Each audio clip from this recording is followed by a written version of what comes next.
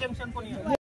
इसका हम लोग पूरा निषेध करते हैं पहले तो क्योंकि महाराष्ट्र छत्रपति शिवाजी महाराज की गलत टिप्पणी बर्दाश्त नहीं करेगा।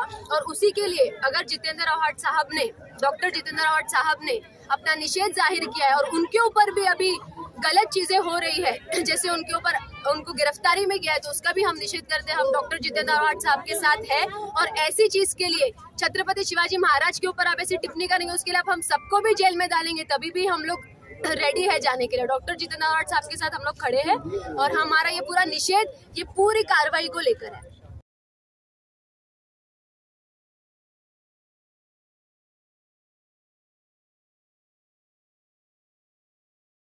आगे करती है सरकार, हमसे डरती है, पुलिस को आगे करती है। जिंदाबाद जिंदाबाद जिंदाबाद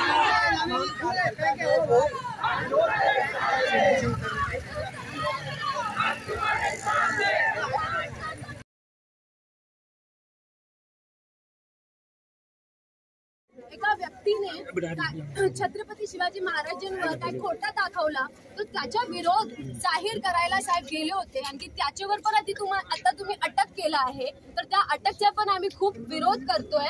आणखी छत्रपती शिवाजी महाराज तर अटक करा, आम्हाला सर्वांना अटक करा, आम्हाला सर्वांना जेलमध्ये टाका, आम्ही इकडे गंभीरपणे उभे